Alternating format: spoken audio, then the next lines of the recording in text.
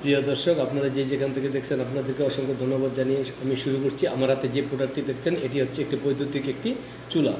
এই বৈদ্যুতিক চুলাটি যা প্রত্যেকের ঘরে ঘরে প্রয়োজন। আপনারা জানেন এই বৈদ্যুতিক এই চুলাটি এতমি কোম্পানির একটি নতুন এসেছে বাজারে। এই প্রোডাক্টটি এই প্রোডাক্ট যাদের ঘরে থাকবে তাদের আর গ্যাস নিয়ে কোনো চিন্তা করতে হবে না।